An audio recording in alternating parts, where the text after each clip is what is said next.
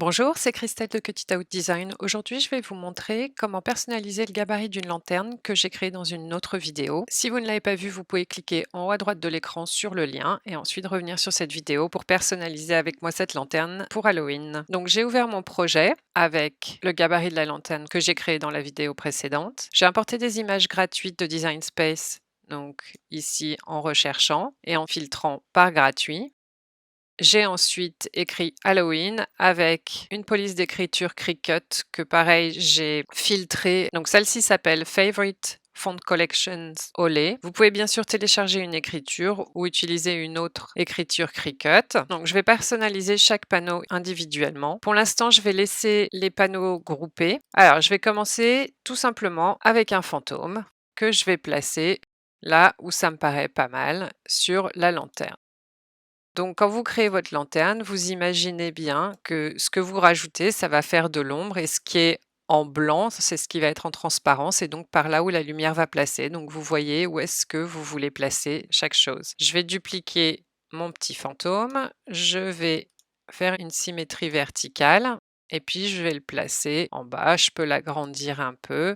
Je vais en mettre 2, mais vous pouvez en mettre 3, 4, donc vous pouvez les faire plus petits. C'est à vous de voir ce qui vous plaît visuellement. J'ajuste comme ça me plaît. Donc là, c'est un fantôme qui sourit. Moi, j'aimerais que le deuxième ne sourit pas forcément. Donc une chose à savoir, quand vous placez vos dessins, il faut bien que ça superpose avec la lanterne pour qu'on puisse ensuite les mettre ensemble. Alors là, j'ai bougé la lanterne, c'était pas ce que je voulais. Parfois, avec Design Space, je trouve que c'est pas toujours évident de sélectionner sur la toile, donc j'aime bien utiliser mes calques. Alors je sais que de plus on en a, plus c'est difficile. Et puis par exemple, quand vous avez plusieurs formes, il faut savoir lequel vous sélectionnez. Mais vous le voyez de toute façon, une fois que vous avez sélectionné sur le côté, si jamais c'est sélectionné sur la toile. Donc là, je suis contente avec l'emplacement. Quoique non, là, vous voyez, ça fera une toute petite découpe. Donc ça, c'est une autre chose aussi à faire. Soit on bouge plus vers le bas, qui est ce que je vais faire, pour qu'il y ait un petit peu plus de place pour la découpe. Après, je vous montrerai de toute façon comment, s'il y a des toutes petites découpes, comment on peut les enlever. Ensuite, j'aimerais que mes deux fantômes soient un tout petit peu différents. Donc là, comme je l'ai déjà placé, je ne vais pas dupliquer parce que sinon il va se mettre n'importe où et pour le dupliquer ça va être difficile. Ce que je vais faire, c'est que je vais faire un décalage à 0 et que je vais appliquer. Donc là, quand on fait un décalage, vous avez exactement la même chose, exactement au même endroit. Donc je vais prendre celui qui est tout en haut et je vais aller sur contour et je veux garder juste la bouche. Donc je vais désactiver tous les autres calques. Je peux fermer. Je vais le mettre en blanc pour que je vois bien ce que c'est et je vais faire une symétrie horizontale. Ensuite, mon décalage, je vais aller sur contour également et cette fois je vais cacher juste la bouche. Je vais ensuite sélectionner juste la bouche de mon fantôme et puis je vais zoomer un peu parce que là je ne vais pas arriver à voir la rotation si je ne zoome pas. Donc là, voilà, mon fantôme est un tout petit peu différent. C'est un fantôme qui a une bouche de l'autre côté. C'est absolument pas obligatoire. Vous pouvez aussi cacher les trous et avec des formes, faire les formes qui vous plaît. Je vais revenir à 100%. Donc là, j'ai déjà fait un panneau. Ensuite, pour le deuxième, je vais prendre ma citrouille que je vais placer pareil dans mon cadre et que ça superpose un petit peu. Vous pouvez la laisser droit et puis ensuite, je vais dupliquer. Et là, vous pouvez changer aussi un peu la forme de votre citrouille si vous le souhaitez. Puis, je vais changer l'orientation aussi pour que ça varie un petit peu. Je vais redupliquer ma citrouille. Alors, je voulais pas la déformer comme ça, donc je reviens en arrière. Je la sélectionne et je la replace. Vous pouvez changer les tailles aussi, donc vous pouvez en faire des plus petites, des plus grosses. Pareil, je vais changer un petit peu l'orientation, que ça soit pas de la même façon. Et puis, je répète l'opération plusieurs fois en dupliquant et en plaçant ma citrouille là où je pense que ça va être sympa. Alors là, je vais changer celle-ci de couleur juste pour voir si elle dépasse en transparence sous mon autre citrouille. Donc, je vais zoomer un petit peu pour mieux voir et je vais envoyer celle-ci derrière. Donc là, non, je sais pas, je croyais que ça dépassait, mais effectivement, non, ça ne dépasse pas. Donc, c'est bon, je peux la laisser comme ça. Je reviens à 100%. Donc là, j'ai fait ces deux panneaux. Donc, ce que je vais faire, je vais sélectionner ça comme ça. Quand vous le sélectionnez, ça vous descend directement sur votre groupe. Je vais dégrouper.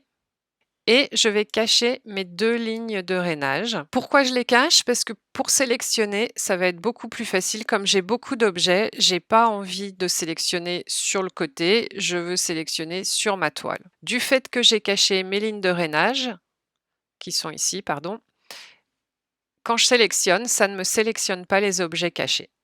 Et ensuite, je vais faire associer. Soit je fais lier, ce qui veut dire que je pourrais modifier encore ma lanterne, soit je fais souder, qui est un résultat définitif. Donc, je vais faire lier pour l'instant. Alors, j'ai oublié une étape. Donc, l'avantage aussi de lier, c'est que je peux annuler le lien. Et là, j'ai oublié de retirer la bouche de mon fantôme. Donc, je sélectionne la bouche, je sélectionne mon fantôme et je fais associer, retirer. Et donc là, j'ai bien retiré la bouche de mon fantôme. Je resélectionne tout et donc je fais associer, lier. Donc là, vous voyez, il y a une toute petite découpe. Maintenant, quand on fait lier, on n'a pas accès à contour parce que dans le système, on a encore plein de calques différents. Donc, si j'avais fait souder, j'aurais eu accès à contour directement. Sinon, si je suis contente avec ma lanterne, je peux faire fusionner les calques et de nouveau, ça devient un seul calque et contour apparaît. Donc, je clique sur contour et là, je ne veux pas ce tout petit. Je vais remonter parce que vous voyez, il y a le pourcentage là qui me gêne pour appuyer. Donc, sur le côté, vous pouvez bouger votre calque. Et donc, je vais juste cliquer là-dessus. Alors, ça me sélectionne tout. Parfois, c'est un petit peu difficile. Donc, je vais voir si je le trouve sur le côté, le tout petit bout. Je pense que c'est celui-là. Voilà, c'est celui-ci. Et donc, je l'ai enlevé. Le reste, tout me va bien. Donc, je ferme. Et là, vous voyez que j'ai plus cette toute petite découpe qui ne se serait pas très bien découpée. Ensuite, je redescends tout en bas de mes calques, là, sur le côté. Et je vais faire réapparaître mes lignes de rainage. Comme j'ai fini ma lanterne, je peux déjà l'envoyer tout derrière et je peux tout sélectionner, donc mes 2 lignes de rainage et ma lanterne, et cette fois je peux faire attacher puisque quand j'enverrai à la découpe, je veux que mon rainage se fasse ici et là. Je précise aussi que du fait qu'on est dégroupé pour lier, etc., il faut vraiment faire attention qu'on ne bouge pas la lanterne par rapport aux lignes de rainage parce que sinon on perd leur position. Et donc ensuite je vais faire le deuxième panneau de la même façon. Donc cette fois je vais mettre un petit peu de texte. Donc quand vous faites, si vous voulez un ordre particulier, quand vous faites la décoration de chaque panneau, pensez bien que ça c'est la languette qui va se coller ici et cette languette va venir se coller de ce côté-là. Donc que ça sera, les panneaux seront dans ce sens-là. Donc il y aura les fantômes, les citrouilles. Là, je vais mettre un mot et les chauves-souris, puis la toile d'araignée et l'araignée. Et donc ça sera dans ce sens-là que ça va être à côté de ça. Donc j'ai pris du texte pour vous montrer qu'on peut aussi intégrer du texte. Donc celui-ci, j'ai juste mis Halloween. Je veux pas que mes lettres soient toutes ensemble, donc je vais dégrouper mes lettres et comme vous voyez, maintenant j'ai un calque par lettre. Alors, je vais tout agrandir en même temps pour qu'elles soient à peu près proportionnelles. J'aimerais juste voir à peu près la taille que je veux pour mes lettres. Je vais commencer, je vais faire peut-être un petit peu plus gros, comme ça, voilà. Et donc, je vais mettre mes lettres. Il faudra bien qu'elles se touchent pour faire le mot Halloween. Donc là, je vais mettre comme ça. Je vais peut-être mettre même un petit peu plus haut. Donc là, vous voyez, vous arrangez, vous voyez ce qui marche. Donc là, je me suis rendu compte que c'était un petit peu trop gros. Donc je réduis la taille de mes lettres et puis bah, je vais les réorganiser. Alors comme il y a du texte, c'est pas toujours très pratique. Je vais devoir descendre tout ceci puisqu'il y a la barre du texte qui descend et qui cache ce que je suis en train de faire. Du coup, je vais pousser ceci sur le côté et puis je vais zoomer un peu. Alors là, je réajuste mes lettres. Ça m'a pris longtemps avant de trouver ce que je voulais. Là, j'ai un petit peu élargi mes lettres parce que je les trouvais trop fines. Et puis, j'accélère la vidéo pour vous passer ce long moment que j'ai mis à trouver le bon positionnement. Donc, une fois que je suis contente avec le placement, je vais ajouter des chauves-souris que je vais envoyer en avant pour que je vois bien ce que je fais. Donc là, pareil, je peux changer l'orientation. Et puis je vais les dupliquer, je vais en mettre plusieurs. J'ajuste la taille en fonction de là où je veux les mettre. Donc là, vous mettez aussi peu ou autant de chauves-souris ou autres, bien sûr, que vous souhaitez. Je vais accélérer la vidéo pour que vous passiez pas trop longtemps à me regarder ajouter des chauves-souris et donc toujours en vous assurant qu'il y ait toujours un peu de superposition entre chacun de vos dessins. Ce qu'il faut voir aussi, c'est que faites attention qu'il y ait pas des trop petits trous. Encore une fois, on va pouvoir en enlever avec contour. Celle-là, je vais la descendre. Donc, vraiment, prenez votre temps, faites ce qui vous plaît, essayez différentes choses. Parfois, je passe beaucoup trop de temps, sur la façon dont je place mes trucs, mais ça, c'est à vous de voir comment vous voulez le faire. Les décorations, c'est vraiment des préférences personnelles. Je vais faire une symétrie verticale pour celle-là.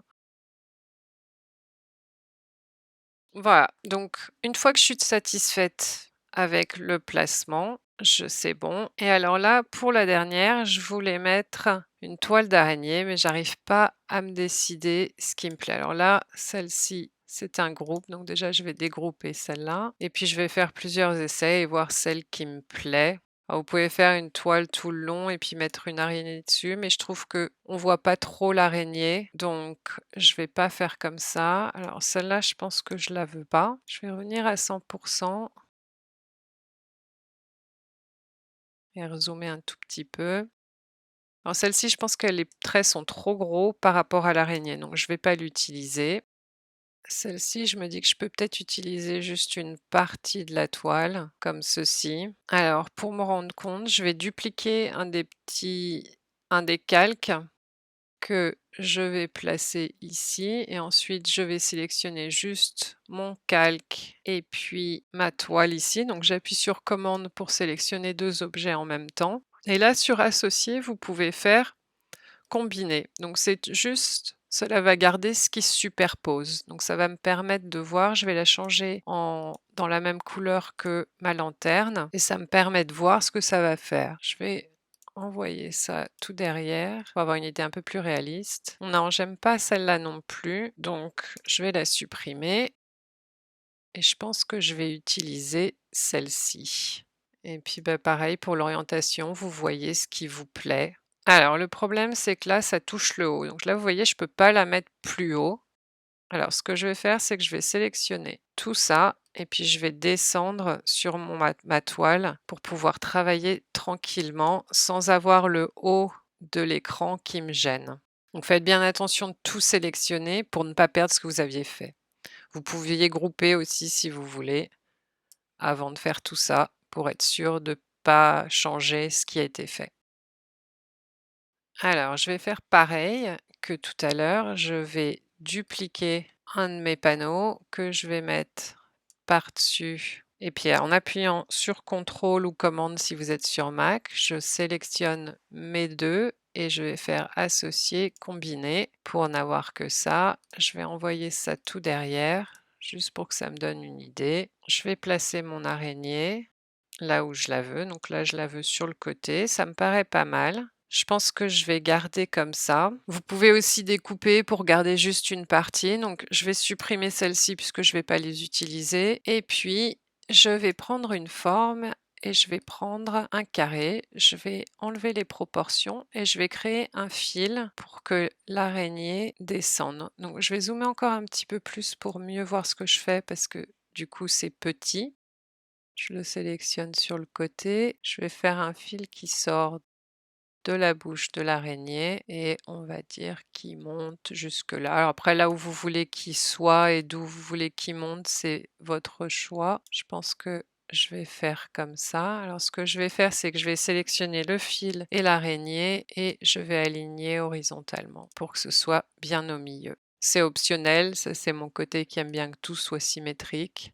Je vais revenir à 100 Ensuite, donc si je suis satisfaite avec tout ça, je vais faire la même chose que j'ai fait tout à l'heure. Donc je sélectionne mon groupe que je vais dégrouper, je cache mes lignes de rainage, je sélectionne tout et cette fois je vais faire directement souder parce que je suis satisfaite avec mon emplacement. Vous pouvez tout à fait faire lier si vous préférez. Ensuite, je vais sélectionner ma lanterne, je vais aller sur contour et vous voyez là, il y a des toutes petites découpes que j'aimerais supprimer. Donc encore une fois, ça me découpe là le grand, donc je vais essayer de les trouver en espérant voilà, donc là, vous voyez, il y a une toute petite découpe, là aussi et celle-ci. Les autres me paraissent bien, donc je ferme. Après, vous pouvez les laisser faire un test si vous pensez que vos découpes iront bien, mais je préfère enlever celles qui paraissent vraiment trop petites. Ensuite, je vais faire réapparaître mes lignes de rainage. Je vais sélectionner ma lanterne. Donc, comme j'ai fait une soudure, ma lanterne est passée tout en haut. Donc, je vais la ranger et la faire passer tout derrière. Là, on ne voit pas les lignes de rainage, mais elles sont bien présentes. C'est parce que ma lanterne est noire.